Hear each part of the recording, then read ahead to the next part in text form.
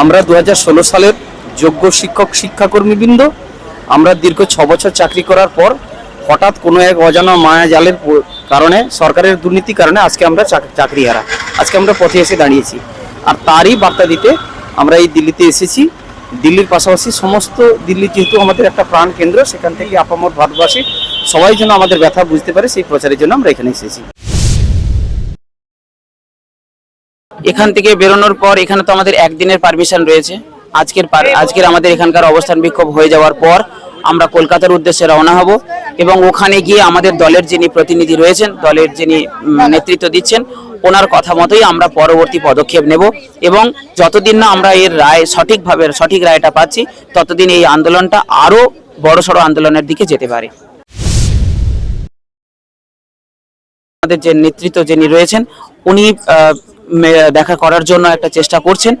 এই সম্পর্কে উনি ভালো বলতে পারবেন যে এটা কতটা সম্ভব বা সম্ভব নয়। দোষী আমাদের যে recruiting authority, school service commission, তারপরে বোর্ড অফ সেকেন্ডারি এডুকেশন, তারপরে ওয়েস্ট বেঙ্গল গভর্নমেন্ট, এই তিনজনেই দোষী। তো আমাদের এখন একটাই দাবি যে আমাদের যেন ন্যায় বিচার, যেটা আমাদের প্রথম থেকেই দাবি ছিল, আমাদের অকারণে দোষী সাব্যস্ত করা হয়েছে এবং পুরো প্যানেলকে যে ক্যান্সেল করা হয়েছে তার মানে অযোগ্যদের সঙ্গে সঙ্গে আমরা যারা যোগ্য তারাও ভুক্তভোগী।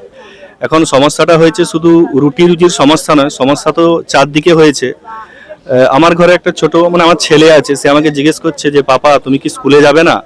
তো আমি তাকে সেদিন বললাম, ওর স্কুল ছিল, আমি তাকে বললাম যে আজকে আমার স্কুল ছুটি। তো ওকে আমি বলতে পারিনি যে আদতে কি হয়েছে, ও বললেও বুঝবে না। তো আমি এটা কতদিন চালাবো, এটা আমার কাছে খুবই বিড়ম্বনার। এর উত্তর বা ইন ফিউচার কি হবে সেটা কিন্তু আমার শুধু নয়, আমাদের মতো যারা যোগ্য শিক্ষক শিক্ষাকর্মী রয়েছেন বা শিক্ষিকা রয়েছেন তাদের কারোরই জানা নেই। এর উত্তর আমরা কবে পাবো, আবার নতুন করে আমরা কবে স্কুলে যেতে পারবো, স্টুডেন্টদেরকে সঠিক শিক্ষায় শিক্ষিত করতে পারবো, তা আমাদের কারোর কাছে জানা নেই। আমাদের সবার কাছেই আর্জি, অনুরোধ যে আমাদেরকে অন্তত ন্যায় বিচারটা পাইয়ে দেওয়া হোক।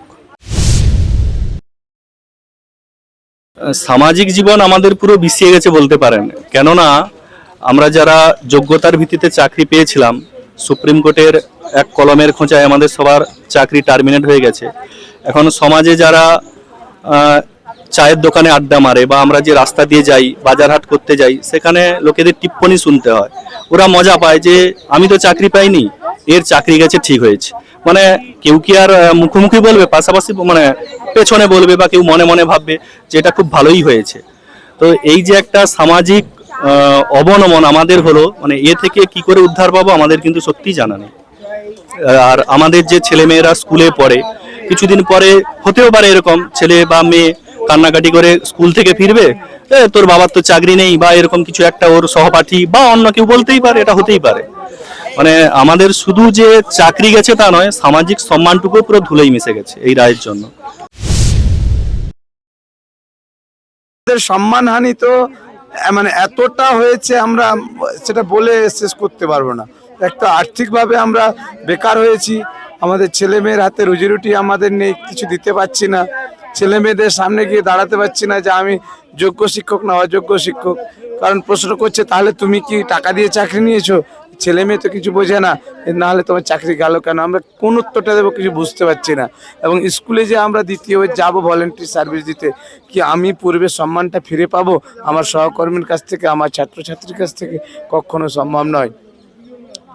আমরা চাই, আমরা যেহেতু যোগ্য, সিবিআই দ্বারা চিহ্নিত, আমাদের বিরুদ্ধে কোনো ধরনের কোনো দুর্নীতির অভিযোগ উঠেনি, তাহলে আমরা কেন চাকরি থেকে বরখাস্ত হব? আমরা চাই আমাদের যে চাকরি ছিল সেই চাকরিতেই যেন আমাদের পুনর্বহাল করা হয়। আমরা সুপ্রিম কোর্ট এবং সরকার, এসএসসি এবং আমরা দেশের প্রত্যেক জনপ্রতিনিধির কাছে এই দাবিটাই রাখবো যে আপনারা রাজনীতির খেলা না খেলে, এর ওর গায়ে দোষারোপ না করে আপনারা প্রত্যেকেই আমাদের যোগ্য শিক্ষকের পাশে এসে দাঁড়ান এবং 19,000 যোগ্য শিক্ষক কী করে পুনরায় স্কুলে যাবেন তার ব্যবস্থাটা করুন। কারণ আপনারা দেশের জনপ্রতিনিধি, আপনারা যেমন দেশ পরিচালনা করা আপনাদের দায়িত্ব, তেমন এই দেশের সাধারণ খেটে খাওয়া গরিব দুস্থ পরিবারের ছেলে মেয়েদের শিক্ষা দিয়ে কিন্তু আমরা এই দেশের ভবিষ্যৎ গড়ে তুলি। আমরা দেশ গড়ার কারিগর, আর আমরাকেই যদি এইভাবে রাজনীতির বেড়াজালে ফেলে দিয়ে ধ্বংস করে দেওয়া হয়, তাহলে আমরা যাদের দিয়ে যে কারিগরগুলোকে আমরা তৈরি করব দেশ গড়ার জন্য, সেই কারিগরগুলো কিন্তু ধ্বংস হয়ে যাবে।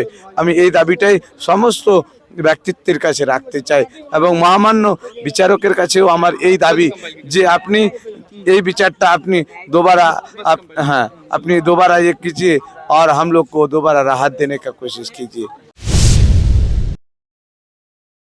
রাজ্যকে তো বহুত লোকসান হচ্ছে, তার কারণ হচ্ছে গিয়ে দেখুন আজকে আমরা শিক্ষা ব্যবস্থা কোটি কোটি কোটি শিক্ষক চাকরিচ্যুত হয়েছে ঠিকই, কিন্তু এই চাকরিচ্যুত তো শুধু শিক্ষা ব্যবস্থার উপর চরম একটা ক্ষতিকারক দিক। তার কারণ একটা শিক্ষা ব্যবস্থার উপর একটা সমাজ দাঁড়িয়ে থাকে। আজকে আমরা যদি পদদলিত হই, আমরা যদি বিপদগামী হয়ে যাই, তাহলে আগামী প্রজন্মে যে সমস্ত ছাত্রছাত্রীরা আসছে তারা তো দিশাহারা হয়ে যাবে, আর দিশাহারা হয়ে গেলে পুরো শিক্ষা ব্যবস্থা একটা ভেঙে পরিকাঠামো হয়ে যাবে। তখনই কিন্তু শিক্ষাক্ষেত্রের মানদণ্ড মাটিতে লুটিয়ে যাবে। এই অন্যায় এই অবিচার কখনোই চলতে পারে না। তাই জন্য আমরা কিন্তু সবাই মিলে সোচ্চার হয়েছি আজকে। আমরা আমাদের সরকারকে দায়ী করছি, কারণ যেখানে সরকার আমাদের একটা নির্দিষ্ট অ্যাডভার্টাইজের মধ্য দিয়ে পরীক্ষা নিয়েছিল, আমাদের মেডিকেল বোর্ড গঠন করেছিল, আমাদের ওইমার পাবলিশ করেছিল, আমরা সমস্ত কিছু আমাদের ভিতরে 17 দফা এলিগেশনের মধ্যে কোনো এলিগেশন আমাদের হাইকোর্টে প্রুভ করতে পারেনি। সেখানে গুটি কয়েকজন যারা টাকা দিয়ে চাকরি পেয়েছে তাদের জন্য আজকে কেন আমরা বলিদান হলাম, এইটা বিষয়ে আমরা যখন আমাদের মুখ্যমন্ত্রী সিএম এর কাছে আমরা চলে গিয়েছিলাম, তখন তিনিই বলেছিলেন যে দেখো এই বিষয়টা তো আমি ভেবে দেখবো, এটা একটা আলাদা একটা সিচুয়েশন, কতটা কি করা যায় দেখবো। কিন্তু আমরা জানি ভালোভাবে যে আমাদের মুখ্যমন্ত্রী খুব একটা ভালো সুবিধাজন মহিলা নন, তিনি যা বলেন ঠিক উল্টোটা করেন। তার এই বিচারিতাকে আমরা ধিক্কার জানাই, আর তাই জন্যই আমরা কিন্তু আপামর জনসাধারণকে জানানোর উদ্দেশ্যে আমরা দিল্লিতে এসেছি। এখন তো স্বীকার করছে যে আমাদের ভুল হয়েছে, কিন্তু ভুল হলেও তো চলবে না, আমরা তো কোনো দোষ করিনি, তাহলে আমাদের কেন আপনি শাস্তি দিচ্ছেন? সেই জায়গাটায় আপনাকে ক্লিয়ার করে দিতে হবে যে এরা নির্দোষ। এইটুকু বলে দিতে হবে কোর্টকে যে আমার 26,000 চাকরি প্রার্থীর মধ্যে 6-7 বাদ দিলে বাকি 19,000 কিন্তু সবাই যোগ্য, এই কথাটা ওনাকে বলতেই হবে।